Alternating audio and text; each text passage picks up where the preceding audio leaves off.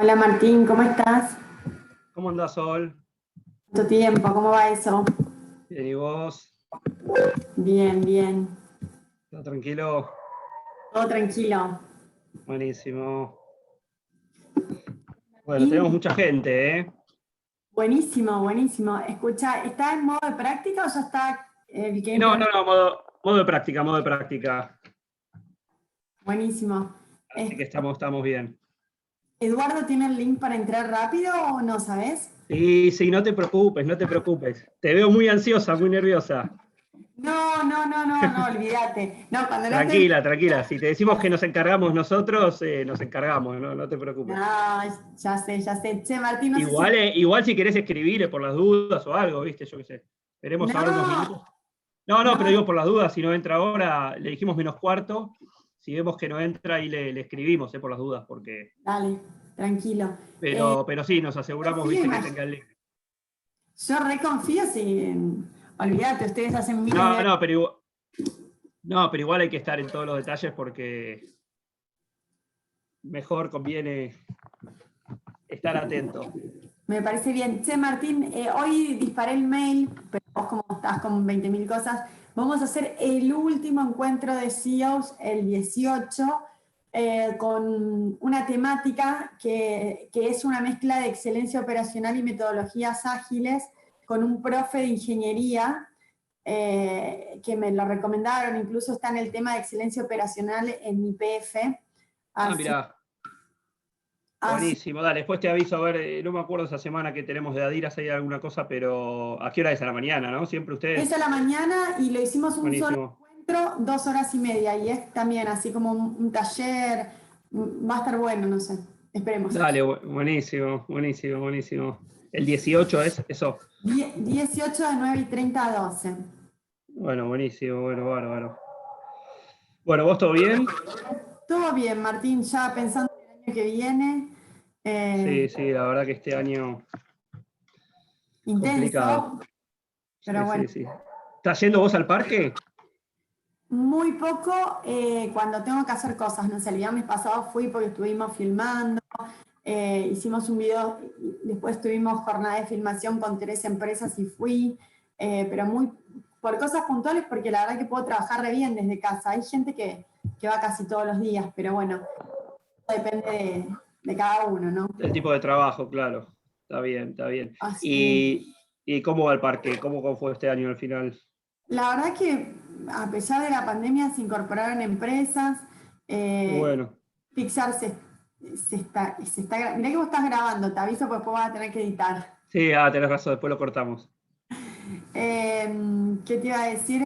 Se sumaron empresas, nada, no es como un año normal, pero logramos retener empresas y Buenísimo. algunas. Por ejemplo, este año se sumó Pixar, se sumó Aristocrat, se sumaron 7 empresas. La verdad que, bueno, nada. Buenísimo, Pensando, buenísimo. de hecho, ahora 3 de las empresas van a participar ayer tuvimos una reunión con Silvia Torres Carbonell y 3 de las empresas van a participar de una materia que ella hace que se llama Emprender a Fondo, en donde van a contar los empresarios cómo fue su camino emprendedor. O sea, así que Sí. Mira qué bueno. sí, van a participar Argenomics, Keiron y Sirius. Perfecto. Qué bueno. Ahí. ¿Y ustedes, Martín? Mira, la verdad, un año difícil.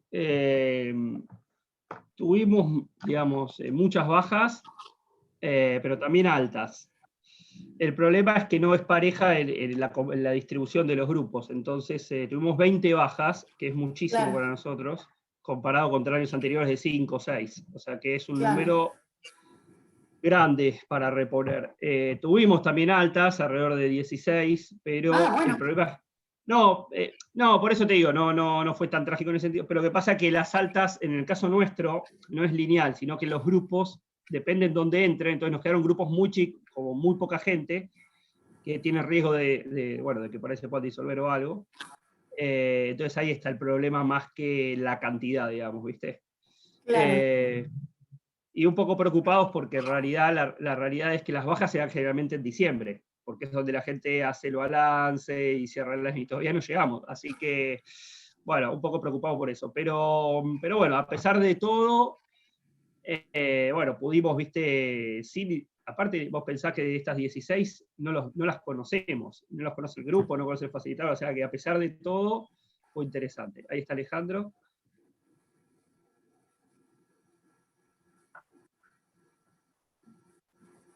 Buenas. Hola, ¿qué decís, Martín? ¿Cómo estás? ¿Cómo andas, Alejandro? Muy bien, todo en orden, por suerte. Buenísimo. Ahí está Sol, la conocés, ¿no? Del Parque Austral. Del Parque Austral. ¿Qué tal? ¿Cómo estás, Sol? Hola Alejandro, ¿cómo estás? Muy bien. Ahí está Florencia. Hola, Hola, ¿qué Florencia. tal? ¿Cómo están? ¿Cómo estás? ¿Todo bien? Bien, todo bien. Todo bien. Está Sol Pauliani, que es del Parque Austral, que organiza con nosotros desde Adiras, que es la directora de comunicación, y está Alejandro Lopestilli, que bueno, está con vos ahí también en la disertación. Así que ya entró, faltaría Eduardo nada más. Les cuento, la idea sería, Florencia, solo hacer una pequeña introducción del parque, después voy a hablar yo también un minuto nada más sobre Adiras, y después la idea sería que comenzaras vos, y después, bueno, pasaría Eduardo, y después Alejandro Lopestilli. Si les parece, las preguntas las hacemos al final, así no demoramos mucho las presentaciones. Ellos tienen un módulo abajo, un icono de preguntas, donde pueden ir realizando las preguntas. Con Sol las vamos, si vemos que hay muchas, las vamos filtrando y vamos seleccionando, y nosotros, si les parece, se las hacemos nosotros, ustedes las contestan, se las leemos nosotros, si les parece. Dale, genial. Todavía estamos en el modo práctica. Sí, voy a ver si puedo... A ver, voy a tratar de compartir acá la presentación, a ver si se ve y sale bien. Dale, ¿querés probarla? Espérame un segundo que te saco esto, así lo probamos, y después lo vuelvo a incluir. Espérate que la tengo en otra la presentación. ¿Dónde estamos? Está bien. Hola Eduardo, ¿cómo estás? Hola, ¿qué tal? ¿Cómo le va? Buenos días. Hola Eduardo. Bueno, Buenas, ¿qué tal? ya está Florencia, bueno, Alejandro Sol la conocés. ¿Qué tal, Eduardo? ¿Qué tal? Buenas, buenas. Eduardo, ahí les estaba comentando, la idea sería que empiece Florencia. Sí, Después yo te presento a vos, está bien. seguís vos, y Alejandro Lopestilli cierra con la parte de planificación fiscal. Y las preguntas, si les parece, las dejamos para el final, la gente las va haciendo, nosotros las vamos recopilando y se las hacemos a ustedes en función del tema. Vamos a tratar de seleccionar algunas preguntas para que tampoco se demore demasiado. La idea es que sean las exposiciones alrededor, como le decíamos, de 15 minutos más o menos de cada uno, y después dejar un espacio también de 10 minutos, 15 minutos para contestar las preguntas, si les parece. Fenómeno. Excelente. ¿Ustedes tienen presentación, Florencia, Eduardo? Yo no Sí, yo tengo. tengo una presentación. Perfecto. Perdón, Eduardo, bueno. te interrumpí. No, yo no tengo, yo no tengo. Bueno. Ahora, Florencia, si la querés probar después de Alejandro, así ya... Dale. Está funcionando bien, ahí se ve, ¿no? Perfecto, Alejandro, sí. Listo. Stop share. Espera, lo voy a dejar ahí. Les cuento que tenemos, la verdad, bastante gente, más de 500 inscriptos, así que un buen número. Generalmente vienen alrededor del 50%, más o menos, 45% de los inscriptos, así que bueno, tenemos un buen número de ¿Cuántos me asistentes. dijiste? Perdóname. Tenemos más de 500 inscriptos. Está bien, perfecto. Bueno, buenísimo. Ahí, Florencia, no sé si la querés probar. A ver Dale, si pruebo. Pongo compartir. podés compartir directamente y ahí seleccionás ahí el... En realidad, perdón, porque cuando yo puedo compartir pantalla en Zoom, lo que me pasa es que las caritas que yo veo al costado, para ustedes es un área gris, puede ser. Sí, en realidad nosotros ahora cuando vos empieces a proyectar, en realidad ahora inhabilitamos las cámaras y los micrófonos de todos, así que te van a ver a vos únicamente Sí. De costado, digamos. Después Genial, no, alguno mi por ahí... pregunta es si ustedes ven bien ahí o no tienen área sombreada gris que les impida ver parte de la presentación. Yo ahí pongo formato proyección. A ver. Ahí se ve perfecto. Se ve bien, ¿eh? No hay nada bloqueado entonces. No, se ve bien. Genial. Yo la veo bien de acá. Es cortita, tiene algunos gráficos que tal vez están, pero para ilustrar algunos puntos nomás, ya termina. Buenísimo, buenísimo. Bárbaro. Ahora, si les parece, lo que hacemos, yo dejo la placa, todavía estamos en el modo práctica, dejo la placa de fondo, dejamos con esa placa de fondo, y ahora ya silenciamos los micrófonos y las cámaras. Nosotros se las vamos habilitando, le va a aparecer un cartelito para que le den OK cuando los nombramos, si les parece. Y después al final ya los dejamos habilitados a todos juntos y les vamos haciendo ahí las preguntas. Genial. Así que bueno, si les parece, ahora ya inhabilitamos las cámaras y bueno, y ahora en unos minutos ya habilitamos la sala.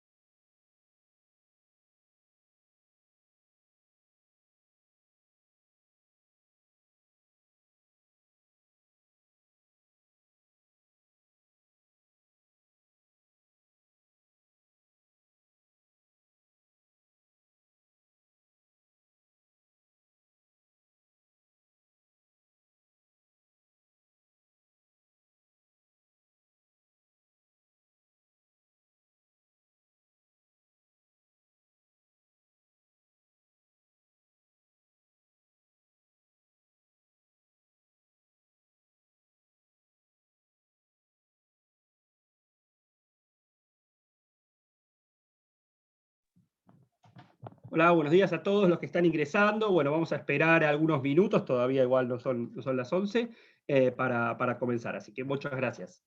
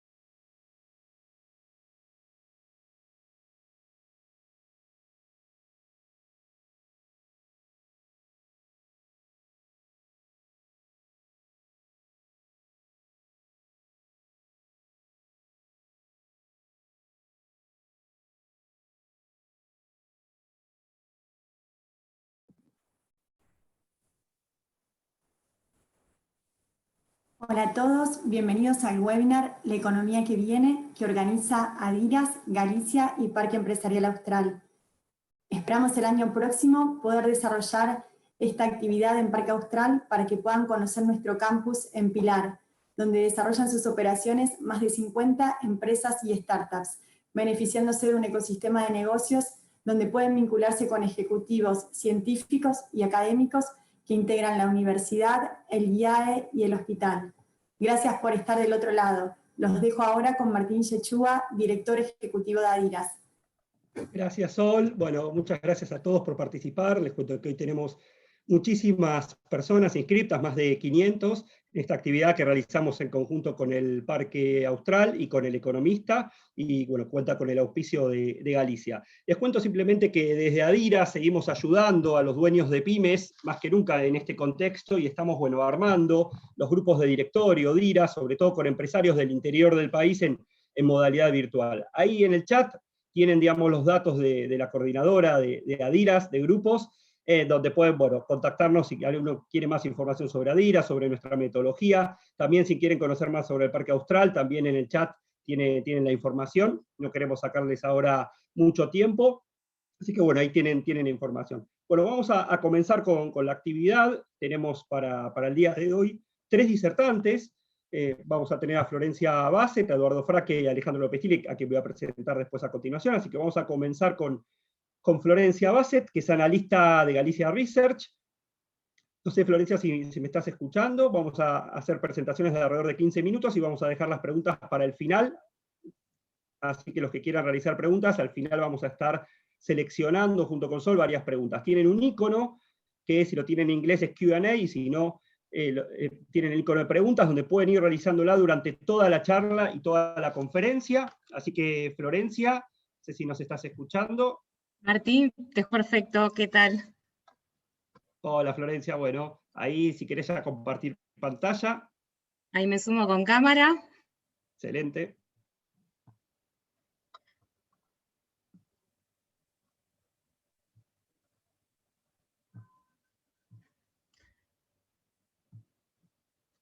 Confirmame, Martín, si se ve bien. Se ve perfecto, sí. Genial. Bueno, entonces antes de comenzar, muchísimas gracias a Adidas por esta invitación, por tenerme aquí.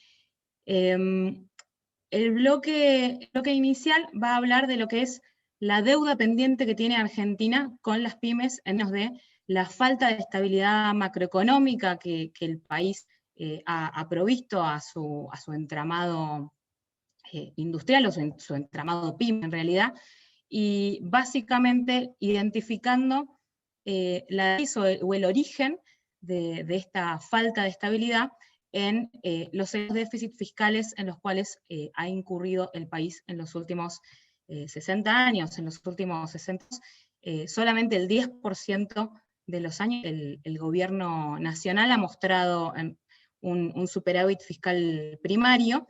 En los años antes el Estado estado deficitario, y esto ha tenido una serie de repercusiones negativas sobre la economía argentina, no solamente desde la economía real, desde las posibilidades de crecimiento que el país tiene y que constituye un marco en el cual las pymes se desarrollan, sino también una serie de problemas, una elevada nominalidad. ¿Qué significa nominalidad? Significa que Argentina en los últimos años, y no me refiero a un lustro o una década, sino a más de medio siglo, ha mostrado elevadísimas tasas de inflación, tasas de interés también bastante altas, que han dificultado el acceso al crédito, particularmente para el segmento pymes del país, también con brechas cambiarias elevadas. Todo esto ha generado un cóctel de falta de previsibilidad para lo que son los empresarios. Ilustrando un poquito, y siempre sirve, una odiosa comparación, lo que ha sido la evolución de la economía argentina versus la de Chile. Y acá hay 2 puntos importantes a destacar. El primero es la elevada volatilidad que hemos tenido. Fíjense, estos rulos que ha mostrado la economía argentina implican que nuestro PBI o nuestra actividad económica ha mostrado tasas de crecimiento muy combinadas o seguidas de tasas de caída también muy elevadas. Y muchas veces no es tanto el crecimiento alto lo que genera un problema para el entramado productivo, es decir, el tener previsibilidad respecto de qué va a suceder en los próximos años, sino estas idas y vueltas, estas marchas y contramarchas de todos los libros de historia económica que se han hecho. La gran mayoría tiene estos nombres de los ciclos de ilusión y desencanto, los de Stop and Go de Argentina. En ese sentido somos bastante activos como para ilustrar todas estas marchas y contramarchas, los rulos. Fíjense cómo en los últimos 10 años la economía argentina prácticamente se ha mantenido estancada, con tasas de crecimiento promedio bastante menores a lo que son nuestros pares en la región. En este caso ilustra, ejemplo, Chile, pero también podemos compararnos con casos como el de Perú, el de Colombia, el de Uruguay, Paraguay. Brasil también es una situación bastante compleja, pero con un gran número de países similares a los de Argentina, podemos ver cómo esta estabilidad nos ha estado costando crecimiento en términos de promedio anual. Fíjense el caso de Chile, 4%, 4,1%, los últimos 40 años, Argentina un magrísimo 1,7%, y si tomamos los últimos 10 años, esto sin contar el 2020, ya un crecimiento prácticamente nulo. Si yo sumo el 2020, esto incluso llega a dar un crecimiento negativo promedio. Para que se dé una idea, en el año 2010 estábamos en el Mundial de Sudáfrica, así que fíjense el tiempo pasado en el cual la economía argentina no se ha movido e incluso ha retrocedido en unos casilleros. Y otro punto también importante, tal vez no tan evidente en el gráfico, es el nivel en el cual estamos, ¿no? Cuán costoso es el no crecer a lo largo de tantos años, a lo largo de tantas décadas. La economía chilena, que partía de un nivel de 100 en 1980, hoy en día está prácticamente en 500, o sea, 500 veces respecto del punto de partida, que era 100 en 1980 en estos gráficos. En el caso de Argentina, estamos en 200, o sea que Argentina ha aplicado su PBI en estos últimos 40 años, mientras que Chile lo ha quintuplicado, lo cual, independientemente de que el punto de partida no era idéntico en ambos países, Argentina tenía un punto de partida más avanzado, con el devenir de las décadas, evidentemente tiene un punto negativo. Y como yo les mencionaba, el pecado original o la madre de todos estos problemas, en gran medida es el resultado fiscal primario, que en los últimos 60 años ha sido deficitario. Este es un gráfico un poco más corto, pero fíjense cómo, salvando la época de superávits gemelos que tuvimos entre el 2003 y el 2008, años también del viento a favor por parte del mundo, el boom de los commodities, la recuperación fuerte de Argentina después de la crisis del 2001-2002, que en realidad era una crisis que empezaba en el 98, bueno, tuvimos ese pequeño aire, impulsó el crecimiento económico, pero luego volviendo a la situación de rojos fiscales importantes, particularmente en este año y el año que viene, con lo que gasto asociado a la pandemia. ¿Qué pasa cuando un gobierno tiene un déficit fiscal? Bueno, tiene varias alternativas, pero no son tantas. La primera de ellas sería reducir el gasto. En el caso de Argentina podemos ver que la dinámica de las últimas décadas, o de los últimos 15 años, ha sido contraria, con un incremento muy fuerte del gasto público, tal vez un pequeño esfuerzo en el margen en los últimos 5 años.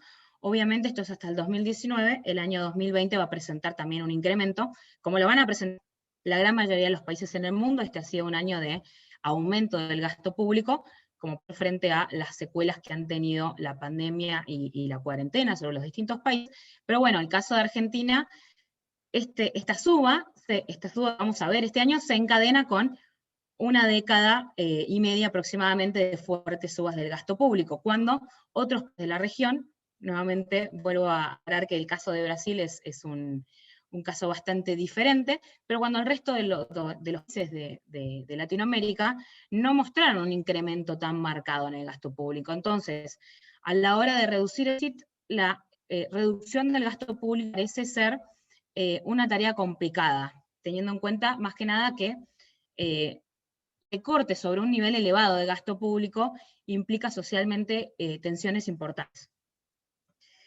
Otra manera de reducir el déficit es incrementar los impuestos, lo cual en el caso de Argentina también es bastante complejo, teniendo en cuenta que tenemos una elevada presión tributaria. Muchas veces nos comparan con países escandinavos, famosos por su alta presión tributaria. Lo que se olvida comentar es que en el caso de Argentina hay que también imputar el efecto que tiene el alto de informalidad, ¿no? Se calcula en un 50-60% de informalidad en nuestro PBI. Entonces, esa presión tributaria en realidad en Argentina es bastante más elevada. Y teniendo en cuenta que hace más de 10 años que Argentina no crece, fíjense cómo la línea naranja, que es la actividad económica, es completamente chata, lo cual implica, salvo algún que otro ciclo, que la economía, cuando medimos el nivel antes de la pandemia contra el 2010, tenía niveles constantes. Obviamente lo de la pandemia no ha sido inocuo. Entonces, la recaudación, que está tan vinculada al crecimiento económico, tampoco tiene tanto margen para crecer. Una elevada presión impositiva y además una economía anémica que no está mostrando crecimiento ya de una manera secular. Y es necesario que efectivamente la economía recupere un sendero de crecimiento sostenido, como habíamos tenido entre el 2002 y el 2007, antes de la crisis subprime, que después se retomó, pero bueno, eventualmente a partir del 2010 se estancó. Y acá es un poco la historia del huevo y de la gallina. ¿Qué viene primero, el crecimiento económico o del déficit fiscal? Porque de alguna manera este rojo fiscal y este incremento fuerte en el público también se pueden correlacionar con la anemia que ha mostrado la actividad económica en los últimos 10 años.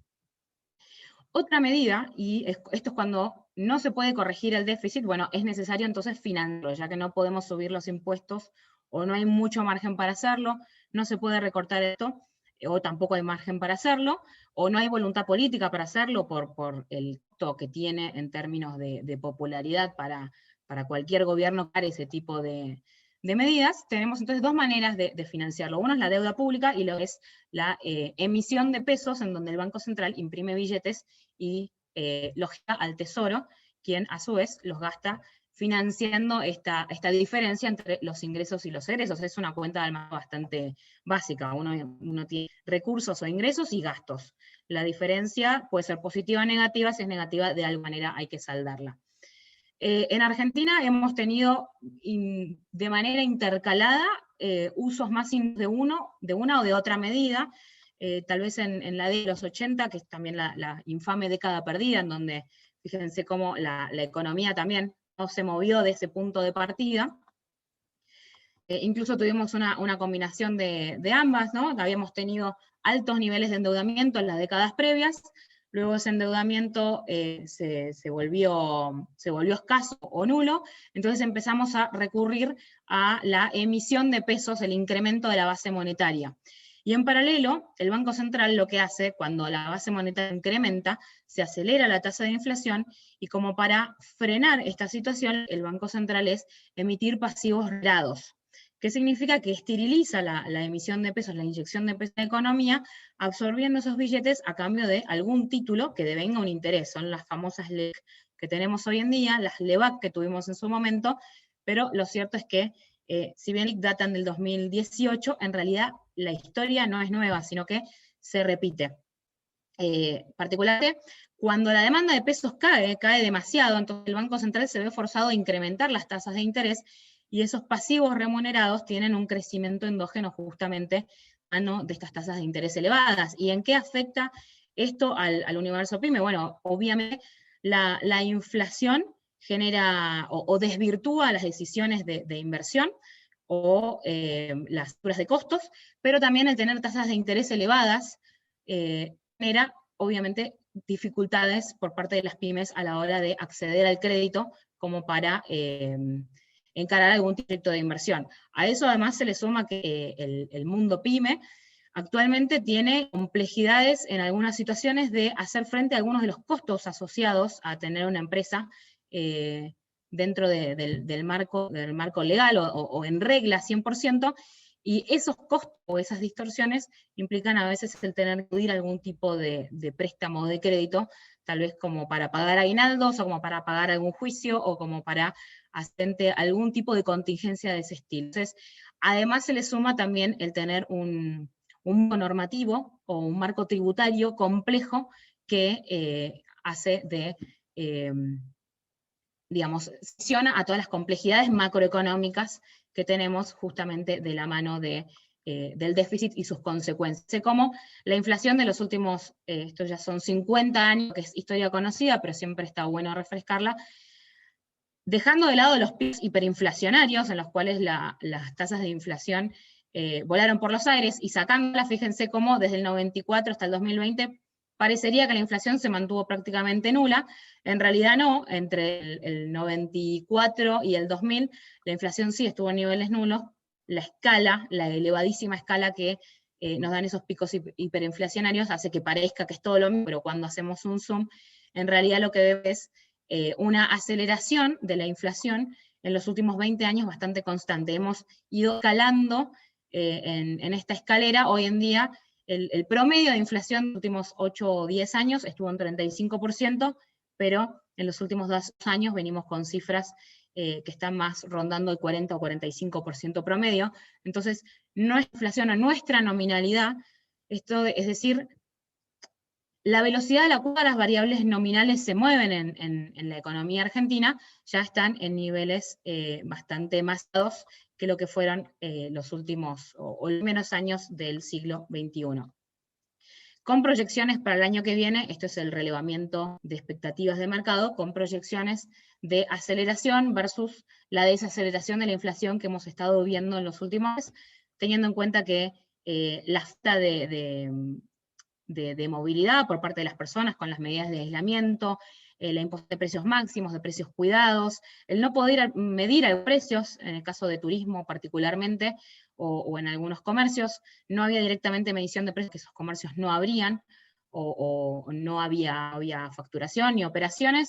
Entonces eso hemos visto en los últimos meses, una desaceleración fuerte de la inflación, que se combinó también con una bastante importante, justamente para financiar ese rojo fiscal que les mencionaba al principio de este año, que ronda los 7 puntos del PBI.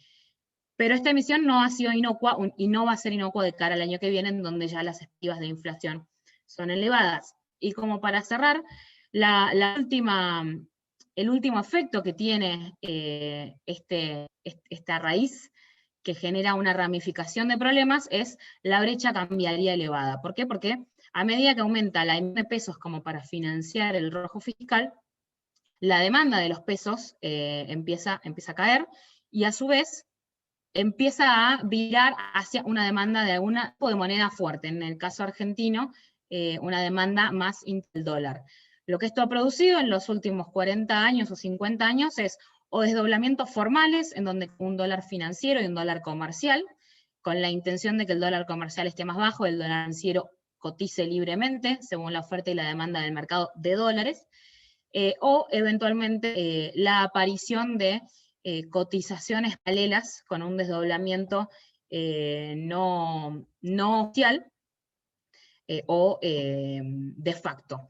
En el caso actual tenemos un desdoblamiento de facto, tenemos una cotización paralela, que es el dólar blue, después tenemos las cotizaciones asociadas al mercado de valores, que es el contado con liqui, el dólar MEP, y a medida que estas presiones inflacionarias y la emisión de pesos generan también mayor demanda de dólares, empieza a restringirse por parte del Banco Central el acceso al mercado de cambios oficial, y empiezan a cobrar preponderancia y relevancia los mercados paralelos, obviamente entorpeciendo cualquier tipo de decisión o de proyección de inversión, de hundimiento de capital en el país, teniendo en cuenta que todas estas distorsiones acortan muchísimo el horizonte económico. ¿Cuántos de ustedes tienen como horizonte económico no más de un año, o incluso todo menos, justamente teniendo en cuenta la falta de certidumbre respecto de dónde va a estar el dólar de acá, bueno, no decir fin de año, pues ya estamos orillando eso, pero de acá a 6 meses,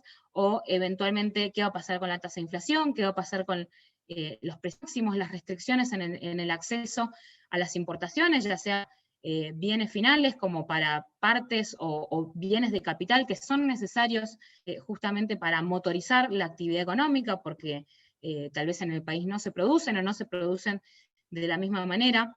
Un breve resumen, y como para ir ya cerrando, ¿cuáles son las mochilas o los obstáculos que las pymes tienen, o al revés, qué necesitan las pymes actualmente como para poder crecer en base a sus capacidades propias, ¿sí? En donde el contexto macroeconómico no determine si se logra llegar o no.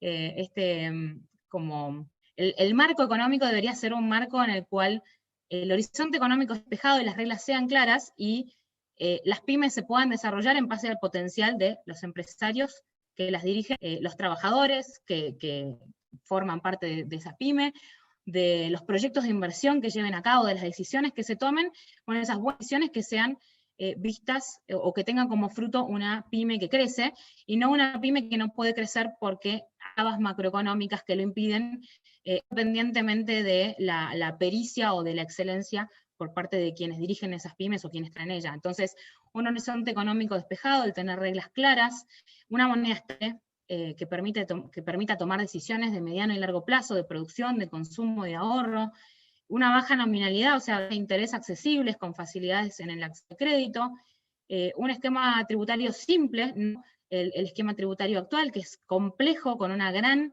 cantidad de tributos y de sellos y de cargas municipales que hacen que sea no solamente oneroso hacer frente a ese esquema tributario, sino además complejo. Se necesita ganar mucho tiempo, muchos recursos que podrían ser destinados a la producción propiamente dicha, en el cálculo de cuántos impuestos hay que pagar, la simplificación de los trámites, la reducción de costos legales, costos logísticos, y eventualmente el poder acceder con más libertad al mercado internacional, ya sea como para importar piezas que son necesarias para la producción, o eventualmente también desde el punto de vista exportador.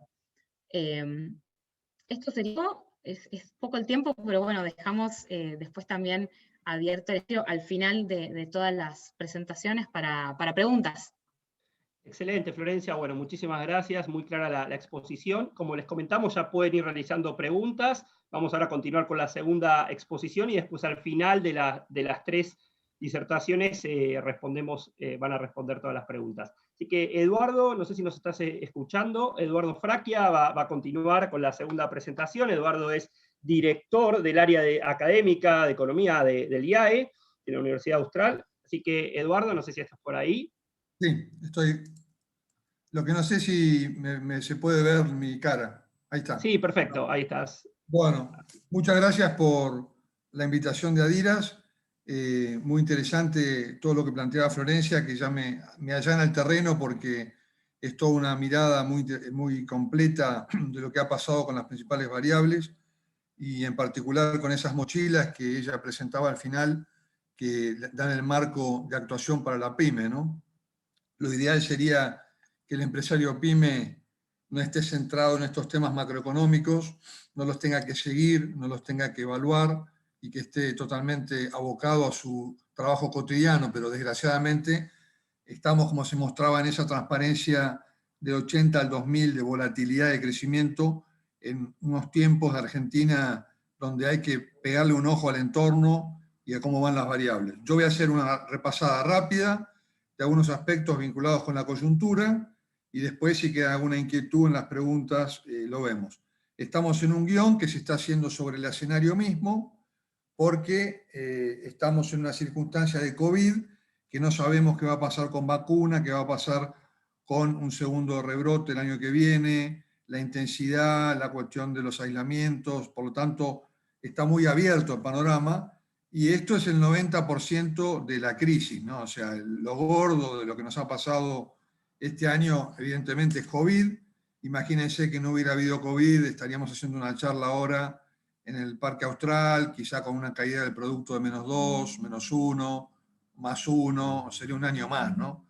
Pero el COVID es un masazo que nos genera esta circunstancia difícil, y la idea es ir barriendo algunas cuestiones. Primero, contexto internacional, a grandes rasgos, hay demanda asiática, eso le pega a los commodities para arriba, la soja pasa de 300 a 420, buena señal, también sube maíz, sube trigo, eso es positivo, ¿no? En la parte de commodities, asociada también a la devaluación del dólar frente al euro, que explica suba de commodities. Cuando se devalúa el dólar respecto al euro, suben los commodities. Bueno, después tenemos la nueva presidencia, que aparentemente es más cercana a Latinoamérica, este mundo post-Trump de mayor moderación, Yellen en el Tesoro, que va a ser importante para apoyarnos con el fondo, esperemos que lo haga, y después una circunstancia de tasa muy baja de interés, que nosotros no la aprovechamos, pero sí la está teniendo en cuenta Perú, Paraguay, Uruguay, tasas bajísimas para endeudarse, muy atractivas, como estamos viendo en la región últimamente, ¿no? A nivel de América Latina, es una década bastante floja, la que termina ahora, la anterior fue muy buena, los países están bastante ordenados, salvo el caso de Venezuela y Argentina, funciona relativamente bien la macro, pero es una macro con menos fuerza en términos de crecimiento y con algunas tensiones sociales, como hemos visto en Guatemala, en Perú con los 3 presidentes, en Chile con las revueltas de octubre, o sea que está un poco más convulsionada la región. Nivel de actividad el año que viene, se piensa un 5, ese 5 puede ser 7, puede ser 3, es un efecto rebote. En el global de los 2 años da algo negativo, porque supongamos que este año sea un menos 12, un más 5 nos deja flojos de papeles el año que viene, sigue como un contexto recesivo, de bajo consumo, y hay que verlo después por sectores, ¿no? O sea, por cada sector habría que ver cómo se da el nivel de actividad. Inflación, el REM pone 50, y yo diría que va a estar un poco más arriba, 60, 70 la inflación. Este año está reprimida, es una inflación que se tranquilizó por la recesión, por las tarifas congeladas, por el dólar que se va devaluando de a poco, por los precios cuidados. Son todos elementos que han puesto como un cepo al dólar y a la inflación, y ese 35 es medio mentiroso, o sea, si se liberaran los precios sería más que 35, 40, pero es lo que tenemos, ¿no? Y como mostraba bien Florencia, tenemos esta escalada a partir del 2002 de la inflación que va subiendo, va subiendo, va subiendo y se va instalando en niveles de 50% anual, que son muy elevados, y que, como ustedes saben, ya no lo tienen los países, porque los países, solo 15 tienen inflaciones altas, 180 tienen inflaciones menores a 10%.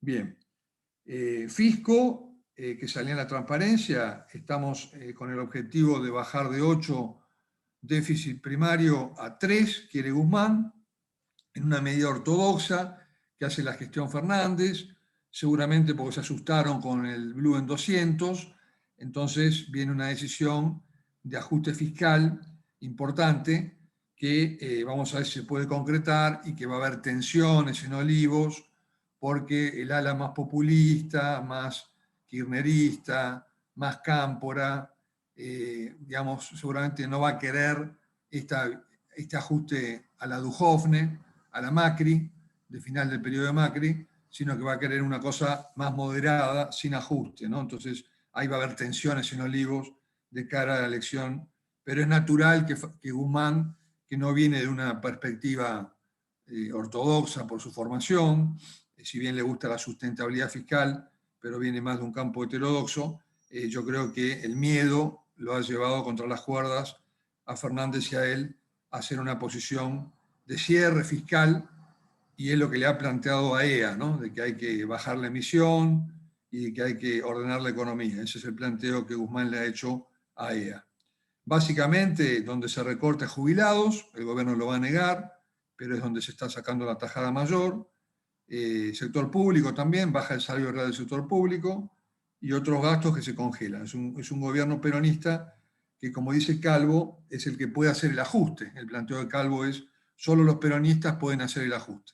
Así que vamos a ver cómo se concreta este ajuste de Guzmán. En un momento difícil, en contra de lo que diría su jefe intelectual, que es Stiglitz, que siempre dice, nunca hacer un ajuste en recesión. Nosotros estamos haciendo un ajuste en recesión, vamos a ver cómo nos sale. Y después la parte de impuestos, algo va a levantar en el año que viene, si se rebota un poquito la actividad, entonces ahí podría ayudar a esta corrección fiscal. La parte monetaria está, digamos, llevada por Pelle, que ahora está más opacado por Guzmán, perdió protagonismo Pelle, y siempre el objetivo es la credibilidad, que es difícil porque está toda esta turbulencia cambiaria, estas reservas iguales a cero prácticamente, entonces el Banco Central la tiene difícil para recuperar credibilidad en línea con lo que plantean siempre los banqueros centrales, que es fundamental tener esquemas en los que los agentes económicos creen en el central, ¿no?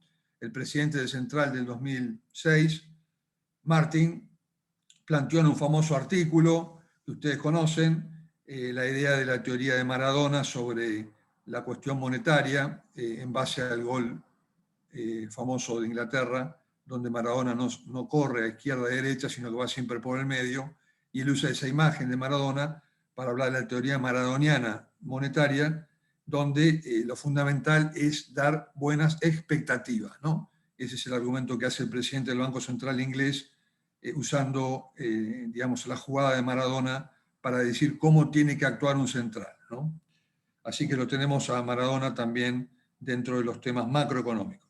Brecha, asustó el 200, está muy alta, siempre dicen que más de 30 es muy incómoda, veíamos la transparencia larga de tiempo de Florencia, con mucha brecha en el gobierno peronista de Perón y de Isabel, altísima brecha, después mucha brecha en el alfonsinismo en los 80, y después volvió sobre el final de Cristina, ¿no? Ahora tenemos una brecha enorme, que no es bueno y que no es fácil, porque lo ideal sería que haya un poquito más de devaluación, pero el gobierno le escapa a la devaluación, no quieren devaluar, tienen miedo que le pase lo que le pasó a Macri. Cuando a Macri se le complicó el dólar, perdió el poder, al devaluarse la moneda, en cierto modo, Macri tuvo que abandonar el gobierno, porque no pudo, digamos, compensar la caída de producto, de consumo, de salario real, que supusieron esas devaluaciones de 17 a 50, ¿no? Brecha entonces importante a monitorear, sectores muy divergentes, sectores que se han movido más como alimentos, campo que tira muy bien, Vaca Muerta está frisada, todavía con dificultades, hay que ver cómo sale Vaca Muerta con un buen consenso tributario y de reglas de juego. Después tenemos el sector externo muy flojo en exportación, la Argentina es muy mala exportando, siempre lo ha sido desde los años 50, lleva casi un siglo así, exportamos muy poco, las pymes son tremendamente poco exportadoras, hay muy poca pyme que exporta, de 800.000 pymes exportan 6.000 nada más, y bueno, ahí tenemos un desafío para el mundo pyme de estar más en la exportación, y la importación está bajísima, ¿no? Está bajísima porque como hay recesión, seguramente va a subir el año que viene y va a haber tensiones para frenar las importaciones a la Moreno. Ya voy cerrando en este repaso de conceptos. Tenemos una inversión muy abajo, en 12 puntos del producto. La inversión es el futuro, la inversión es el porvenir. Estamos muy atrasados, tenemos poco ahorro para financiar inversión. Es un gran desafío que haya más inversión en construcción, en bienes de equipo, en maquinaria. Y bueno, eso depende mucho, como planteaba recién Florencia, la parte, digamos, de contexto macroeconómico, de reglas de juego, de estabilidad nominal, todo eso va dando un clima hacia la inversión, ¿no? Bien, finalmente la PYME, como ustedes saben, en la Argentina está muy poco desarrollada. Donato, que es un pimólogo, un experto en pymes, Vicente Donato, de la Universidad de Bolonia y del Observatorio de la UIA, siempre dice que la Argentina se caracteriza por tener muy pocas pymes por habitante. Si la comparamos con Chile, con el resto de la región, ni qué decir con Europa, Estados Unidos, nosotros tenemos muy pocas pymes, ¿no? Entonces, ¿eso por qué puede ser? Puede ser justamente por estos elementos de volatilidad del entorno que hacen que sea muy difícil sobrevivir, ¿no? Y largarse a emprender y a llevar empresa, ¿no? Pero bueno, por eso es tan importante la actividad que ustedes hacen, porque en cierto modo son héroes corporativos de estar empujando esa cuestión. Bien, política, seguimos con el tango que se baila de a dos, no creo que haya pisotones, no creo que haya tensiones entre Cristina y Alberto, esto va a seguir bien. Alberto tiene un rol más de operador, no le gusta hacer política, no le gusta ser conductor, no le gusta el liderazgo, tiene un estilo más de componedor, ¿no? Eso genera tensiones en el grupo que le gustaría un poco más de Alberto, el albertismo, sus amigos, gobernadores, Valdés y otros muchachos que están cerca de él. Hace falta un enorme liderazgo para sacar del pozo a la economía. Es tremenda la necesidad de liderazgo y de conducción. El hecho a veces que haya este doble comando genera problemas de desconfianza. Por lo tanto, hay que seguir también la política. En medio término tenemos la elección. Es una elección donde a grandes rasgos, si fuera hoy, los dos elementos principales han salido mal, que es una economía desastrosa, no por culpa de Alberto Fernández, pero bueno, es lo que ocurrió. Hay una gran recesión, con inflación, y somos los peores del mundo en manejo de la epidemia, ¿no? O sea, somos los países que tienen más muertos por millón, o sea que los dos elementos principales para juzgar al gobierno están mal. No se va a votar seguramente con esos dos datos, se va a votar con lo que pasa en julio del año que viene, cuando la memoria es más reciente, entonces hay que ver ahí cuáles son los elementos que estén presentes. Quizás se recupera un poco la actividad y se tranquiliza COVID, entonces el peronismo, si la oposición no logra ponerse las pilas, logra hacer una buena elección parlamentaria, ¿no? O sea que es probable que eso ocurra, y es natural que Máximo y los elementos más de la cámpora del kirchnerismo hagan todo un discurso de pobrismo y de, digamos, impuesto a los ricos.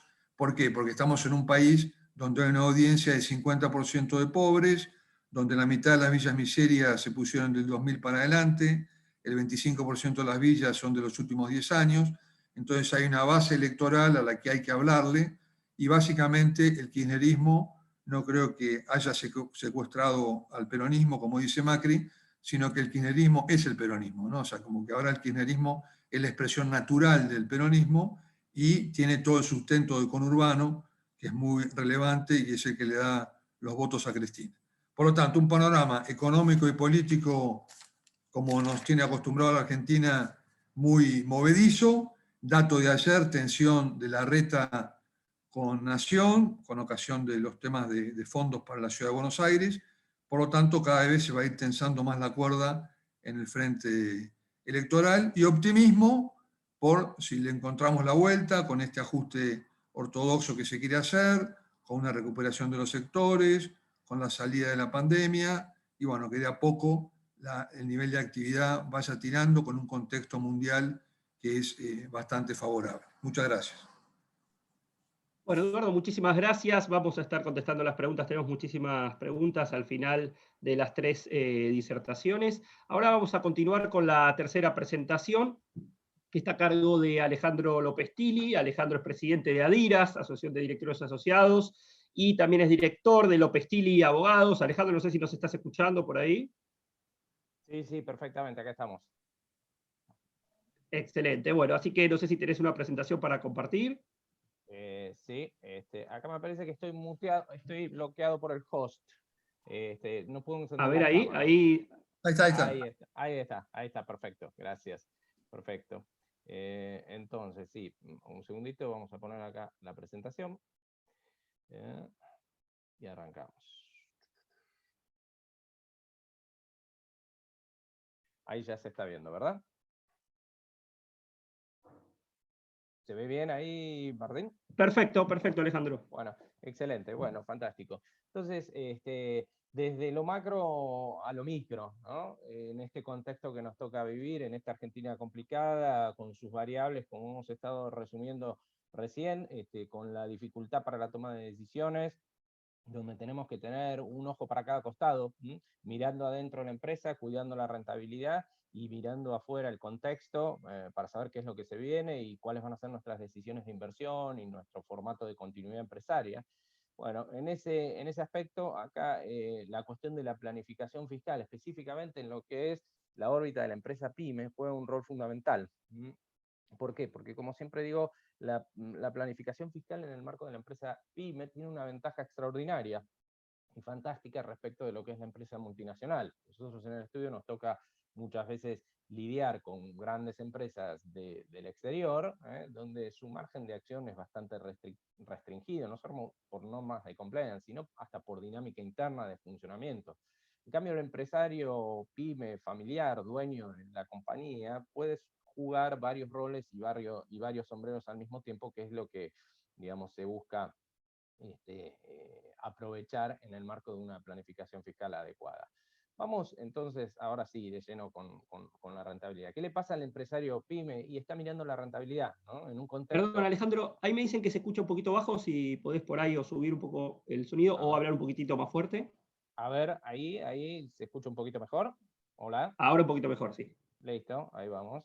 Entonces, les decía, en el contexto de lo que acabo de reseñar recién y de lo que acabamos de ver, una macro recesiva, el foco por parte del empresario pyme en el cuidado de la rentabilidad, sobre todo además muy especialmente en un contexto inflacionario, ¿no?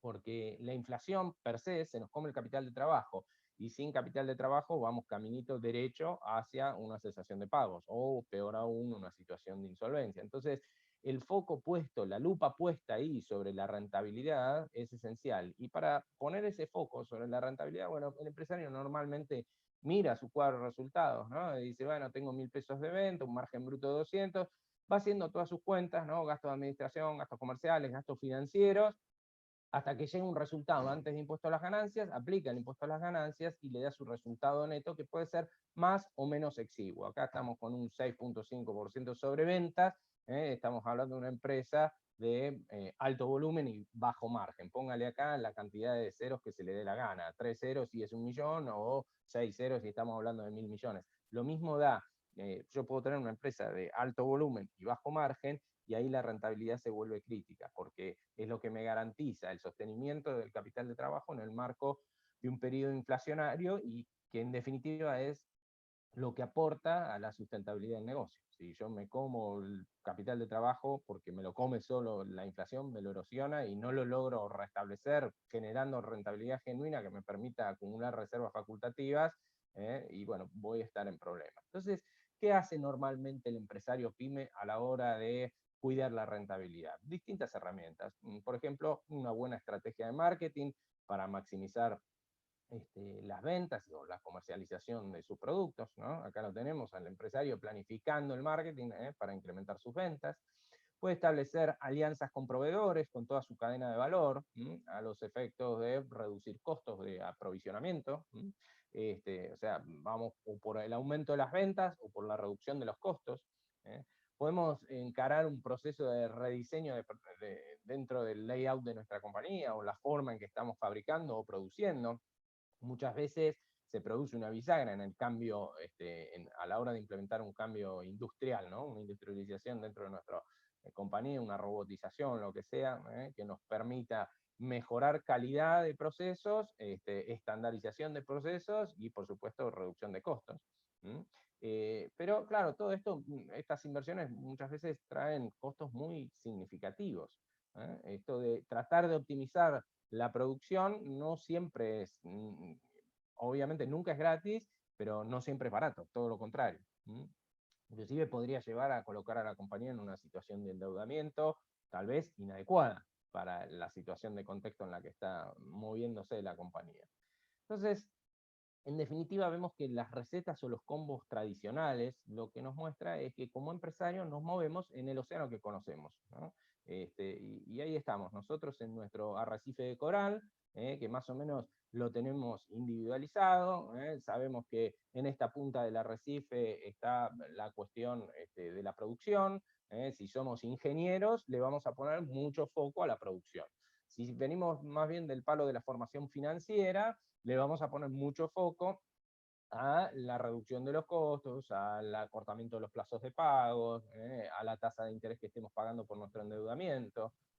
Si venimos del área comercial y estamos en productos masivos, venta al público masiva, y bueno, vamos a ponerle muchísimo foco al área comercial.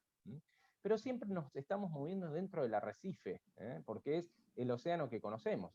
Incrementar ventas, reducir costos, optimizar la producción, y la pregunta es en cuántos puntos mejoramos la rentabilidad y a qué costo organizacional, porque efectivamente esto no se trata solamente de aumentar la productividad, sino de evaluar cuál es el costo organizacional. Me refiero no solamente al billete, al peso que tenemos que pagar, sino a lo que demanda esto para la estructura de recursos humanos que nosotros tenemos funcionando dentro de la compañía.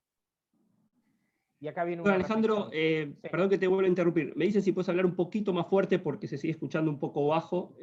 Si podés, aunque sea subir vos por ahí, un poco el tono de voz nada más. Muchas gracias. Acá estoy eliminando el micrófono. No sé si ahí va mejor la cosa. Saco el micrófono y hablo a parlante abierto. Pensé que iba a ser mejor con el micrófono, pero evidentemente. Espero ahí cómo está el reto, cómo les está llegando el audio. ¿Está mejor así? A ver, ahí se escucha, a ver, sí, ahí se escucha mejor. Bueno, entonces, les decía, en el marco de este proceso, el empresario se mueve, ¿no es cierto?, en el océano que conocemos, pero claro, hay un océano que no conocemos. Y ese océano precisamente es el océano de la planificación fiscal. Fíjense acá, ya no salimos de adentro del arrecife que estamos acostumbrados a movernos, aquella esquinita, aquel recuadro, aquella cueva, No, acá salimos a océano abierto, y en el marco del océano abierto miramos qué es lo que sucede con la planificación fiscal, donde nos podemos encontrar con un montón de elementos para mejorar nuestra posición de rentabilidad, que es muy importante cuidarla, muy especialmente en este contexto del que veníamos hablando, ¿no? ¿Por qué haría falta una planificación fiscal? Alguno podría decir, a ver, lo que dice López Tilly está fantástico, pero a ver, quisiera bajarlo un poco más a la práctica y tener algo más de precisión. Si yo les pongo este cuadro, les digo que hay un 23% de cargas sociales, por ejemplo, en el país, acá estoy tomando solamente las cargas sociales de las que se hace cargo el empleador. Hay otro tanto, igual o semejante, que las paga de su propio bolsillo el empleado, y así llegamos en total de cargas y contribuciones sociales al 40 y pico %. Pero tomemos solamente las que paga el empleado. A eso le sumamos del 1 al 5% de ingresos brutos. A eso le sumamos el 1.2% de débitos y créditos bancarios, que no todas las pymes después se lo pueden tomar a cuenta del impuesto a las ganancias, las que no están no pueden. Del 0.8 al 3% de impuesto de sellos, el 30% de impuesto a las ganancias. Claro, con esto, ¿qué les estoy diciendo? Les dije algo nuevo. ¿Alguien ignoraba que tenemos que pagar cargas sociales? ¿Alguien ignoraba que en Argentina hay que pagar ingresos brutos según la jurisdicción en la que estemos, en Provincia de Buenos Aires, en Catamarca, en cualquier jurisdicción que estemos? ¿Es que acaso nadie sabía que tenemos que pagar el 1.2% de débitos y créditos bancarios? ¿O que tenemos que pagar un 30% de impuesto a las ganancias? Todo esto, evidentemente, cualquiera lo sabe. Todo el mundo sabe que este marco tributario, que estoy presentándoles, un marco tributario reducido, expuesto, todo el mundo sabe que digamos, esto lo tenemos que afrontar. Pero fíjense qué diferente que aparece la información si en lugar de presentarles este cuadro, se los presento de esta manera, ¿no? Entonces acá lo vuelvo al cuadro de resultados y fíjense lo que tenemos. Tenemos el mismo cuadro de resultados que habíamos visto antes, ¿no? Tenemos ventas por 1.000 millones de pesos o por 1.000 pesos, lo que quieran. Mano de obra directa, sobre estos 1.000, sobre esas ventas, 200 pesos. Cargas sociales sobre esta mano de obra directa, un 23%, vuelvo a decir, solo la que se tiene que hacer cargo del empleador, me da 46 pesos y pim, ahí que hago, la discrimino y la saco a la derecha, ¿no? Como carga fiscal. O sea, le agregué una columna a mi cuadro de resultados. Este era el cuadro de resultados, hasta acá es el cuadro de resultados normal y habitual, acá le agregué una columna. Entonces ya empiezo a discriminar la información. Otros gastos, costo de para formar el costo de la mercadería vendida, lo que pagué, el valor de los insumos, etc. Total, el costo de mercadería vendida me da 800, esto me deja un margen bruto sobre ventas de un 20%. Seguimos con los gastos. Mano de obra indirecta, 50 pesos. Cargas sociales, otra vez al 23%, me da 11,5, pim, lo discrimino a la derecha, carga. Sigo con otro tipo de gastos que pueda llegar a tener, los gastos comerciales y de administración, débito y crédito bancario, 1.2%, PIM, lo discrimino a la derecha, carga fiscal. Perdón, Alejandro, estamos recibiendo muchísimos mensajes de que va y viene el audio, que es mejor con los auriculares y acercándote el micrófono del auricular. porque es muy interesante lo que estás contando. Bueno, perfecto. A ver, vamos a tratar de mejorarlo, esto. ¿Ahí me escuchan? Sí, está mucho mejor y tal vez si podés tener el micrófono en la mano del auricular, ahí está. Ahí vamos. Bueno, espero que ahí podamos escucharlo bien. Se escucha perfecto. Excelente, excelente. Bueno, entonces vamos, si quieren, hago rebobino hasta este cuadro, no toda la presentación, pero esto lo vuelvo a explicar, si es que no lo escucharon bien. Voy muy rápido, les decía, cuando habíamos mencionado en la presentación anterior, o sea, en la diapositiva anterior, ¿no? Que teníamos acá todo este cuadro de impuestos que aplican a cualquier empresa PYME en la República Argentina, todo esto, toda la gente, cualquier empresario lo conoce, sabe que tiene que pagar cargas sociales, ingresos brutos, débito y crédito bancario, ganancias, sellos. Ahora yo, a los efectos de hacer la planificación fiscal, lo que les propongo es un enfoque nuevo y diferente, y decir, en lugar de mirarlo nominalmente los impuestos, planifico, armo mi cuadro de resultados, normal y ordinario, y le agrego una tercera columna que es la de carga fiscal, para poder entender bien cuánto estoy pagando de impuestos.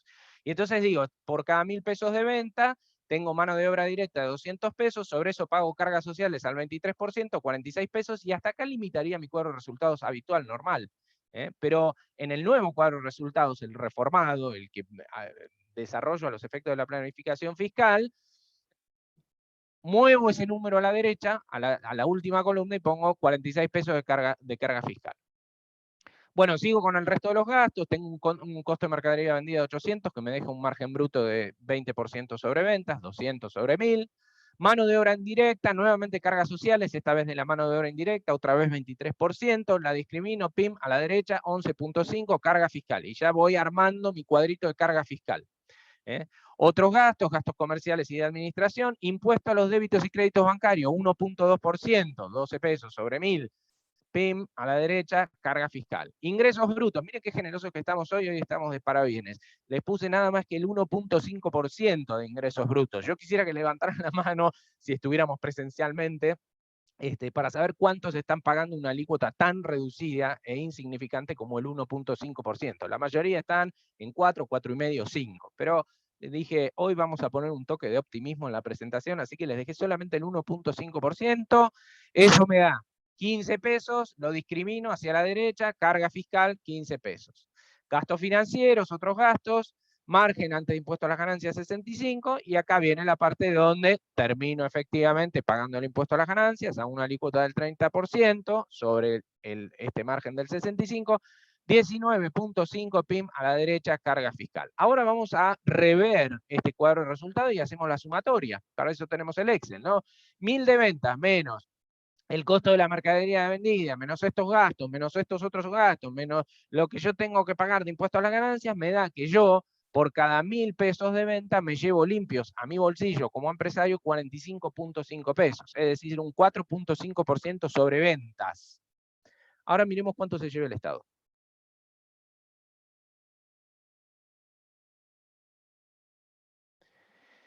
Entonces, si yo me llevo el 4.5%, y el Estado se lleva el 10.4%, se lleva más de 2 veces lo que yo me llevo, estamos prestando atención, ¿no?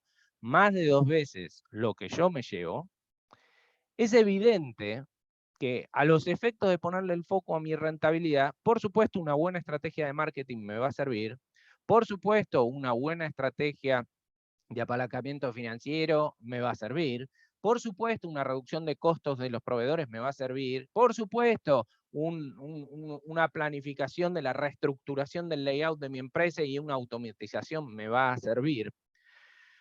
Pero yo les puedo asegurar que ninguna de esas herramientas les incrementa un 200% el resultado del ejercicio.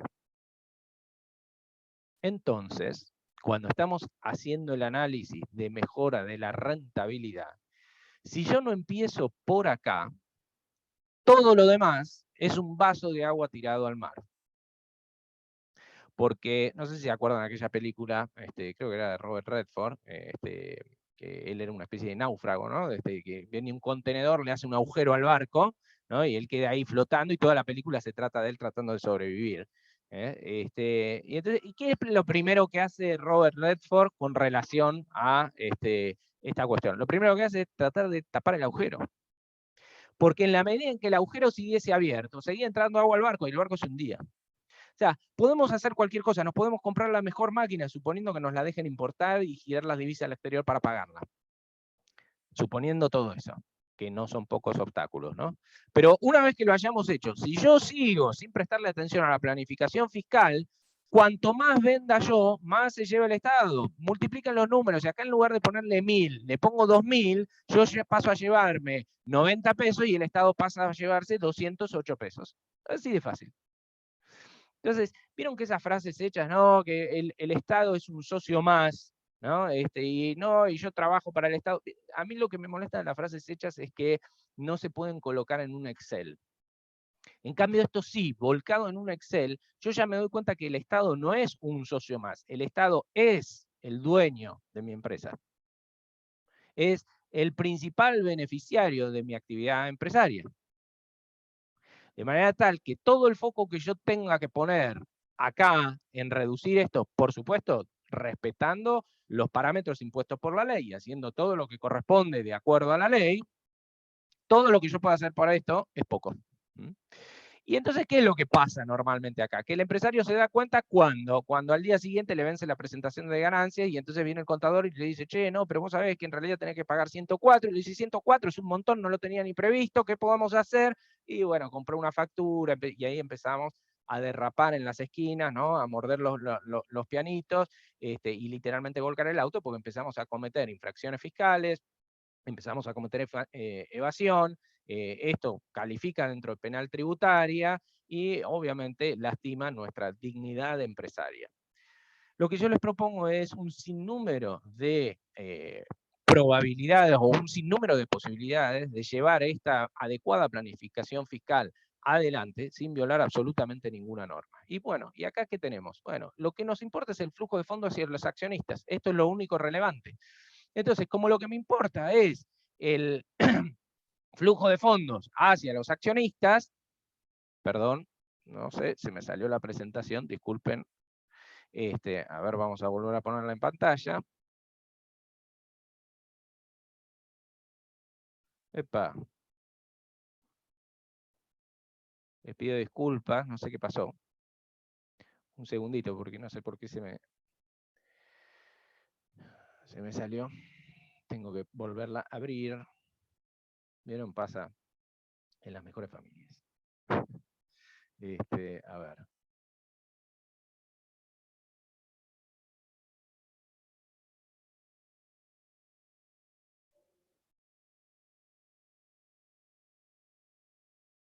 Estamos recorriendo el caminito, ya llegamos. Les prometo que ya llegamos.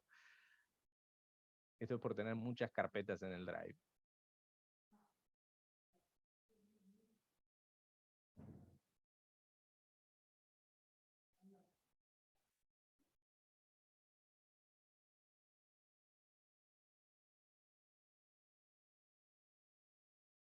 Bueno, ahora ya llegué al archivo, ahora vamos a compartir. ¿Ya se está viendo? Todavía no. En pantalla no se ve aún. A ver, un segundito.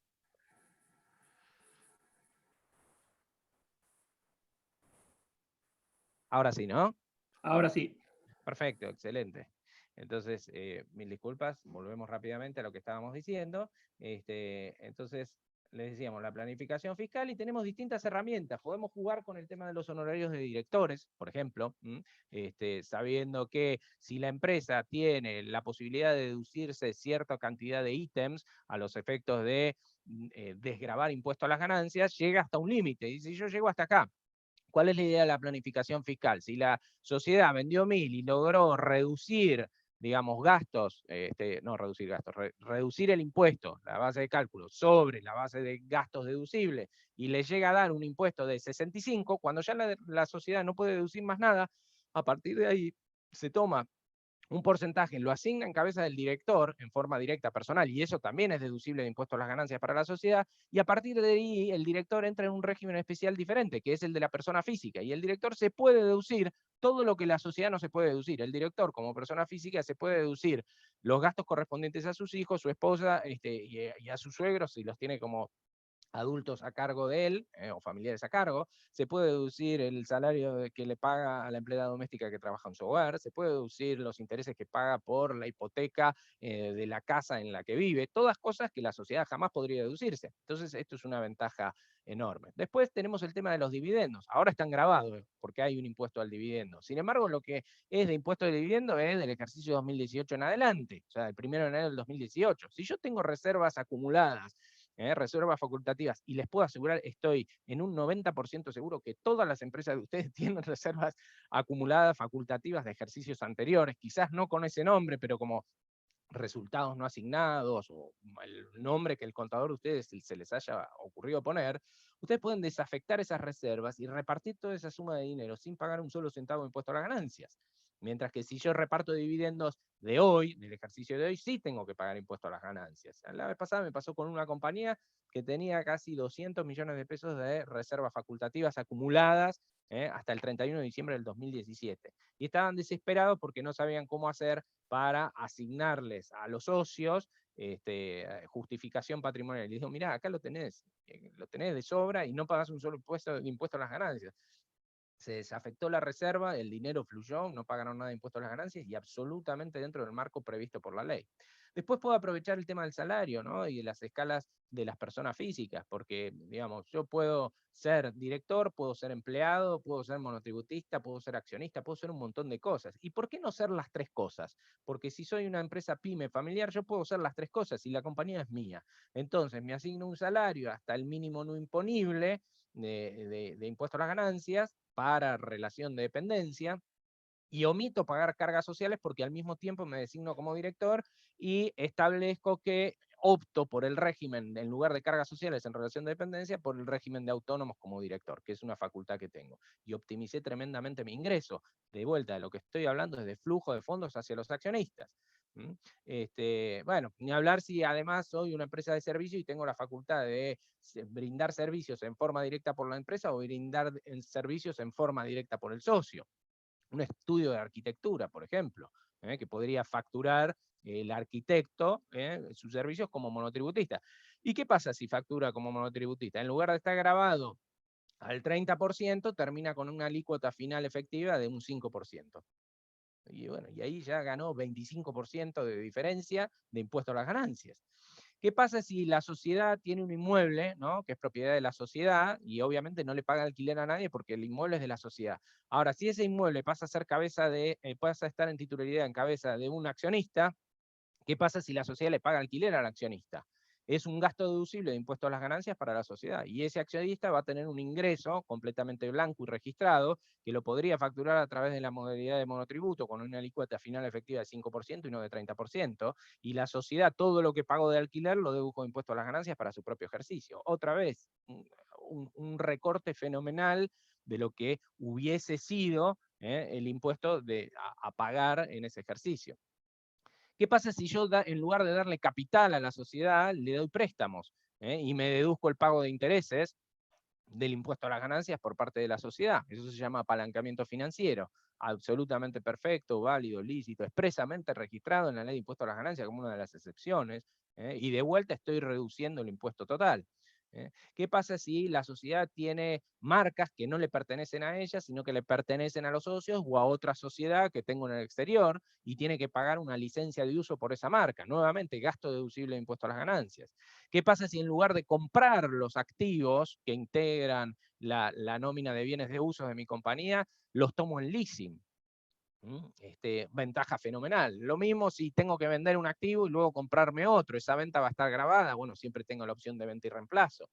La posibilidad de hacer una reorganización societaria libre de impuestos. Bueno, infinidad de cosas que podemos ver, cada una de estas para analizar bien en detalle. Cada una de estas sería un seminario entero de un día completo, pero acá las enuncio porque el tiempo es tirano y tenemos que ir completando. Fíjense muy rápidamente lo que es el ahorro fiscal, ¿no? Yo tengo acá ahorro fiscal por intereses, una empresa sin deuda, que antes de impuesto a las ganancias y de intereses, obtiene un resultado de 10.000 pesos, gasta 0 pesos de intereses porque no está endeudada, así que le queda como resultado ante impuesto a la ganancia 10.000 pesos. Impuesto 3.500, si la alícuota está fuera del 35%, resultado neto 6.500 pesos. ¿Ok? Ahorro fiscal 0. La misma empresa, exactamente la misma empresa, pero endeudada. Esta paga 1.500 pesos de intereses, con lo cual 10.000 menos 1.500 ya me da la base imponible 8.500. 35% de 8.500 son 2.925. Resultado neto, ¿no? Después de haber pagado impuestos, 5.575. Ya estoy ahorrando plata, ¿no? Ahora fíjense, además, lo interesante del caso. Resultado total repartible entre accionistas y acreedores, 1.500 para los acreedores y 5.575 para los accionistas. Y alguien diría, bueno, pero en definitiva, estos 1.500 se los lleva un tercero. Sí, en tanto y en cuanto el tercero sea ajeno a la compañía, porque el tercero que financia la sociedad con préstamos puedo ser yo mismo. Y entonces yo como accionista y prestamista me llevo 1.500 por intereses y 5.575 por dividendos. Resultado total 7.075, me llevo más que en la empresa sin deuda. ¿Y de dónde me lo llevo? De los 575 de ahorro fiscal. ¿Se acuerdan esas columnitas que les mostré recién? Acá, esta columna 104 contra 45, lo que estamos haciendo es morder el 104, tratar de reducir el 104. Todas estas herramientas, todo esto que figura acá, todo esto, apunta a erosionar ese 104. Bueno, lo mismo con el leasing, no quiero ahora ponerme muy técnico en explicarles cómo funciona el leasing, pero básicamente es un alquiler con opción a compra, y así muy resumido, es un alquiler con opción a compra, y si yo comprara un inmueble, una camioneta, la tengo que amortizar. La amortización es lo que yo me puedo deducir de impuesto a las ganancias. Entonces, la amortizo un 10% por año, y en 10 años la termino de liquidar.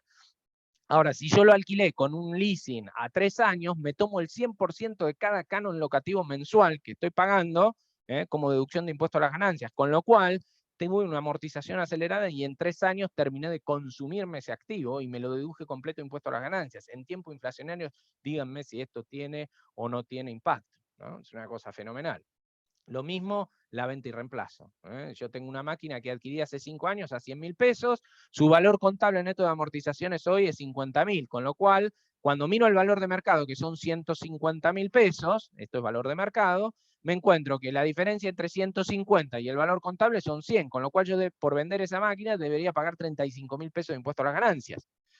Cuando en realidad estoy sacándome chatarra vieja y que la quiero renovar. Bueno, tengo la opción de venta y reemplazo, tengo que ejercer esa opción, avisarle al contador que la quiero ejercer, etcétera, y tengo la posibilidad de reemplazar ese activo sin pagar impuesto a las ganancias por la venta de un bien de uso que simplemente estoy cambiando y renovando. En resumidas cuentas, ya termino con esto.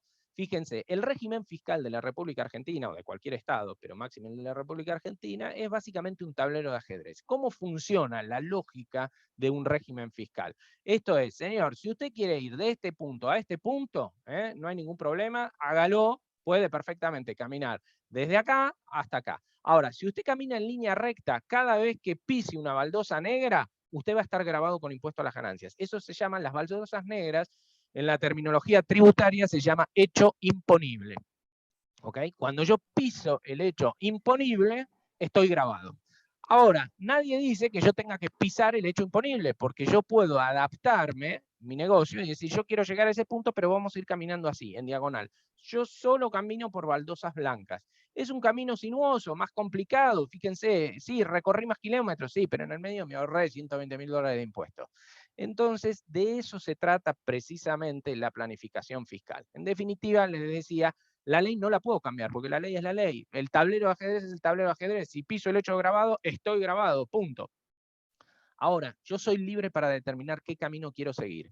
Y aunque mi camino sea un laberinto, fíjense, esto es un laberinto, si ese laberinto lo hago prolijo dentro del marco de lo que la ley me establece, yo puedo adaptar mi negocio, ¿no?, para evitar precisamente pisar esas baldosas negras. Y en la medida en que haga eso, voy a terminar incrementando muy significativamente los resultados.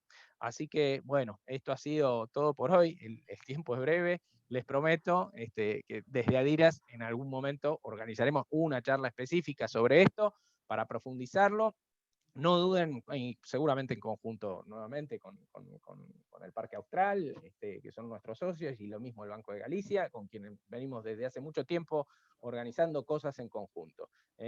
No duden en comunicarse allí con Jessica Burso, con Martín, con Sol, para que podamos coordinar a su más pronta factibilidad, digamos, una charla profundizada sobre esto. Les mando un cordial saludo y obviamente quedo atento para las preguntas que sigan a continuación.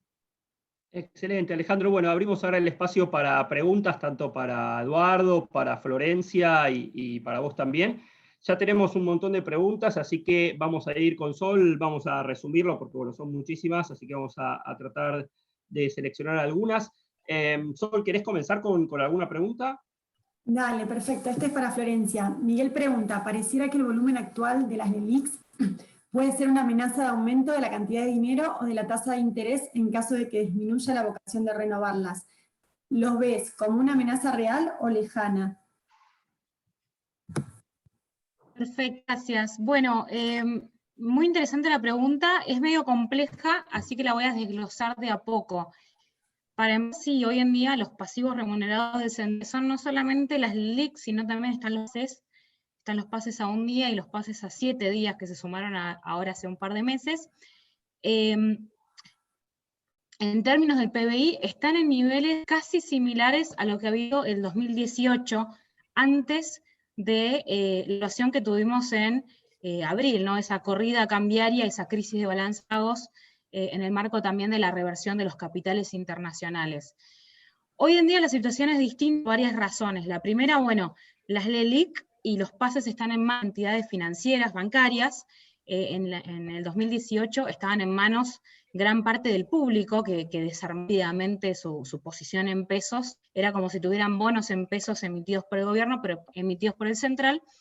Y muchos extranjeros también tenían esos bonos en su poder, y teníamos una cuenta abierta, es decir, se vendían esos bonos a cambio de pesos, esos pesos se cambiaban por dólares y esos dólares se iban del circuito financiero, ya sea el típico dólar debajo del colchón o el exterior. Entonces, ahí ya tenemos dos diferencias. Si bien tenemos niveles similares en términos del PBI, tenemos la diferencia de que hoy en día esto está en manos de entidades financieras, que además es el correlato de los depósitos, porque por cada peso depositado, unos 32 centavos se tienen que encajar en el Banco Central, 5 en formatos de bonos del Tesoro, que son los BOTE 2022 ahora, y el remate en forma de, se pueden encajar como LELIQ. Entonces, hay menos volatilidad, tenemos además una cuenta cambiaria cerrada prácticamente, tenemos algún tipo de goteo, lo que son las líneas, la cancelación del crédito por parte de empresas, o el microdeo que tenemos en lo que son compras de divisas por parte del público para atesoramiento, pero que también desde el 15 de septiembre está sumamente restringido. Entonces ya tenemos dos diferencias grandes. La tercera que quiero agregar, y esto es de cara al año que viene, la perspectiva del mercado. Yo no mostré las proyecciones de inflación del mercado, pero no las de tipo cambio, y creo que se también vincula con otra pregunta.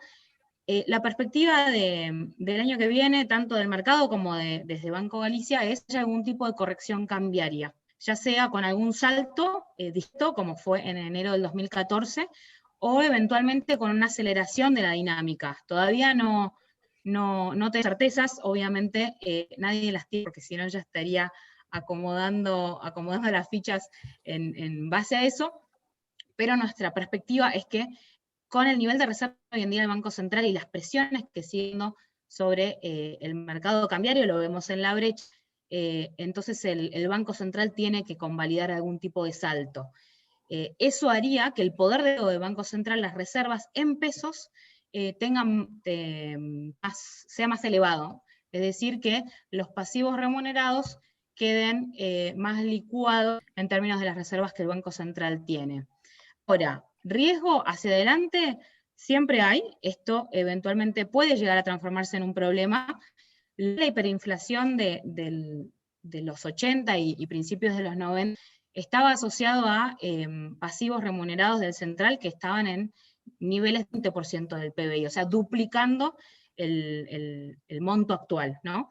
Así que no es menor, y en Argentina está bueno porque tuvimos muchas experiencias críticas, entonces las recordamos con miedo o con preocupación, lo cual también nos mantiene a decir, bueno, ojo, porque estamos en niveles que si hoy en día no generan un riesgo excesivo, rápidamente, si seguimos por el mismo sendero en el cual está, se pueden transformar en un riesgo. Mencionaba recién en su exposición Eduardo, que efectivamente hay un viraje del gobierno hacia un menor déficit el año que viene, o reconociendo Martín Guzmán que hay que reducir el déficit, y la asistencia financiera del Central al Tesoro, eso entonces resta también, o va a dar presión sobre los pasivos remunerados del Central, que son justamente para esterilizar esta emisión. Excelente, Florencia. Acá tengo una pregunta también, por ahí trato de resumirlas, porque por ahí hay muchas parecidas. Para Eduardo, ahí nos dice Adrián, dice que con un crecimiento en 2021 a menos del 50% de la caída de este año, y una inflación por encima del 50%, ¿cómo ven el futuro del consumo? También Florencia, si querés cualquiera de los dos quiera contestar. Y bueno, en principio sería bajo, obviamente, porque aritméticamente da que queda rezagado. Después habría que verlo por sectores. Hay sectores que han levantado ahora con el valor del dólar. El dólar animó a mayor consumo, pero globalmente uno esperaría un consumo comparado, por ejemplo, con final de Macri menor, ¿no? Porque con esa recuperación, ese rebote no alcanza para llegar al nivel de Macri, ¿no? O sea que a nivel general estaría flojo el consumo, pero habría que abrirlo por rubro, por rama, y puede haber cambios. Por ejemplo, la automotriz está moviendo más, está, digamos, alimentos, como charlamos antes, no ha caído tanto, ¿no? Habría que ver, electrodomésticos está fuerte ahora con lo del dólar, habría que seguirlo. Y después están las inquietudes más filosóficas, el estilo Oliveto, que hace artículos sobre el consumo, de decir, bueno, ¿qué va a pasar en el consumo post pandemia, ¿no? La gente se va a alargar a consumir más, va a ser muy optimista, o va a ser timorata, conservadora, miedos, ¿no? Eso es una pregunta más filosófica de respuesta al consumo post pandemia, ¿no? Excelente. Florencia, no sé si quieres hacer un comentario adicional.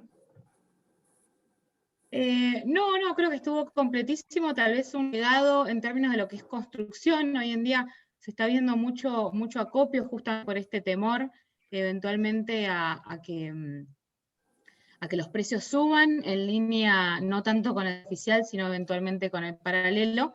Pero el año que viene, aunque vemos un rebote económico, es puramente estético, el clásico rebote del gato muerto.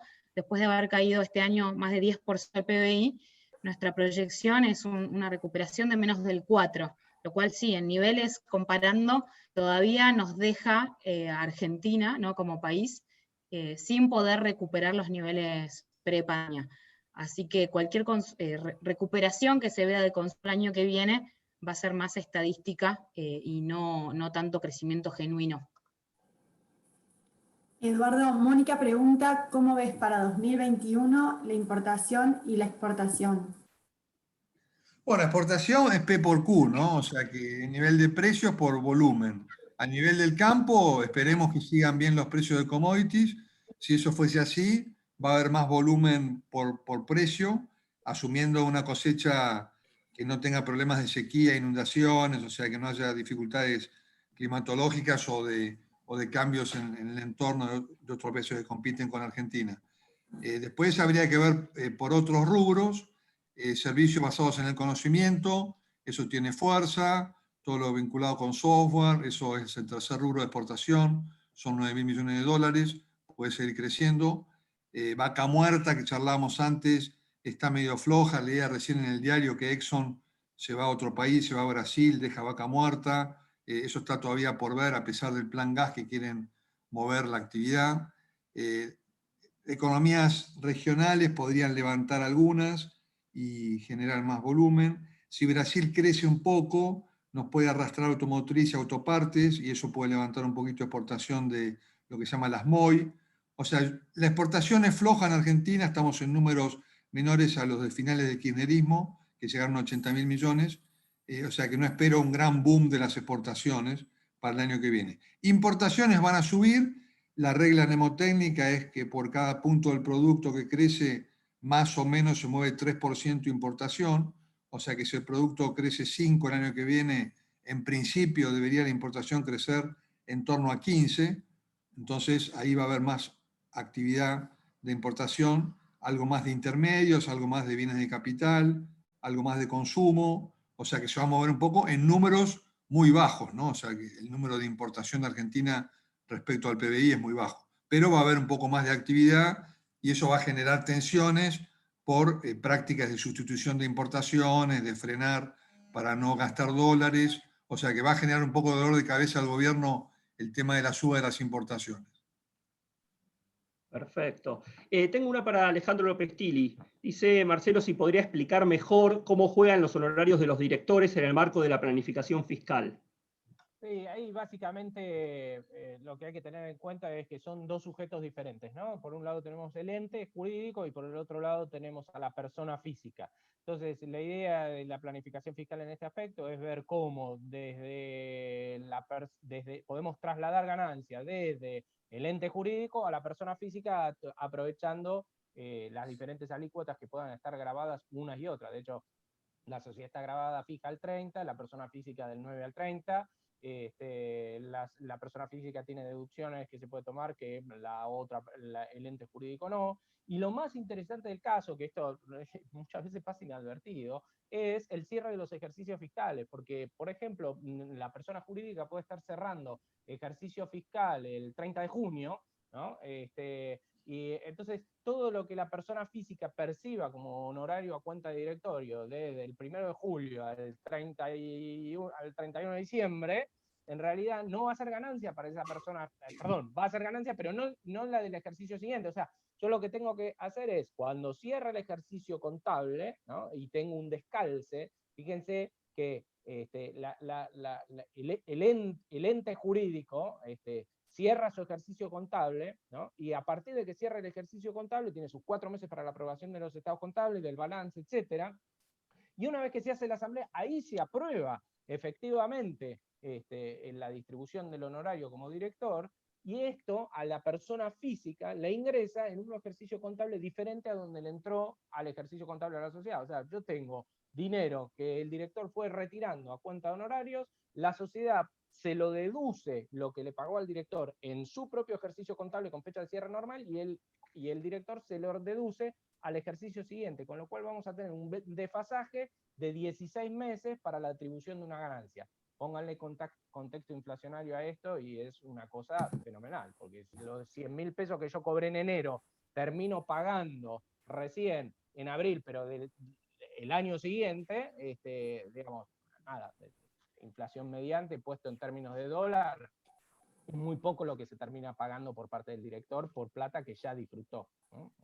Así que esto, yo les diría, es lo principal, lo más efectivo y lo más contundente en cuanto a ahorro fiscal desde la perspectiva del director persona física, esta diferenciación de los ejercicios fiscales, más allá de las deducciones especiales que se puede ir tomando. Alejandro, te hacemos la última pregunta para luego dar cierre al evento y te consultan qué va a pasar con el impuesto a la riqueza. Bueno, está bueno eso. Bueno, yo creo que va a ser ley, ¿no? Digamos, la idea del gobierno es cerrarlo en esta semana, tengo entendido, y que efectivamente salga la ley. Bueno, ahí lo que hay que tener en cuenta es, a ver, el impuesto a la riqueza, digamos, bueno, aplica de 200 millones de pesos para arriba, con lo cual estamos hablando, según el tipo de cambio, si tomamos el tipo de cambio oficial, $2.300.000. Aquel que tenga más de $2.300.000 va a pagar el impuesto a la riqueza. Ese es el primer punto a tener en cuenta. ¿Cuál es la alícuota? Y depende, si son bienes que están en el país o bienes que están en el exterior. Si son bienes que están en el exterior, va del 3% al 5.25%. O sea, estamos hablando entre $70.000 y $120.000 de impuesto para quien tenga bienes en el exterior. Cuidado, no es un tema menor esto, ¿no? para mí es claramente inconstitucional, bien, porque en realidad lo que está grabando es activos, no graba un patrimonio, cuidado con esto, ¿no? O sea, pues yo puedo tener el activo, pero puedo tener deuda para haber adquirido ese activo. Si lo compré con una hipoteca, ahora la deuda no me la consideran, solo me consideran el valor del activo. Entonces, esto además se superpone a lo que es el impuesto a los bienes personales, porque ya estamos pagando bienes personales, le agregamos 5.25% si tengo otros activos en el exterior, termino grabado con una alícuota efectiva sobre mis activos de más del 7 y pico %. Y ya se había aumentado los bienes personales a los activos en el exterior. Complicado. No tiene mínimo no imponible, por ejemplo, como sí existen bienes personales, el impuesto a la riqueza no tiene mínimo no imponible. Y lo más grave del caso es que el impuesto a la riqueza grava también activos que dentro de bienes personales estarían exentos. Entonces, realmente es expropiatorio por donde se lo mire. Dato interesante a tener en cuenta. Si yo soy una persona física que reside en el exterior y todos sus activos en el país los tienen en una sociedad, esa persona física paga 0 de impuesto a la riqueza. Lo digo una vez, no lo repito, jamás lo dije en público, digo, para tenerlo presente. Hasta acá ha sido todo, les agradezco mucho y a disposición para cualquier otra cosa que necesiten. Bueno, muchísimas gracias Alejandro, Florencia, Eduardo, por esta posibilidad. Gracias a todos los que estuvieron conectados el día de hoy, que tuvimos personas del interior del país, de Capital Federal, de Gran Buenos Aires y también del exterior. Así que, bueno, les agradecemos desde Adiras. Sol, no sé si querés hacer algún comentario también desde el Parque Austral. Agradecerles a todos y nos vemos en un próximo encuentro. Muchas gracias. Bueno, muy bien. Hasta luego. Gracias a todos. Chao, gracias.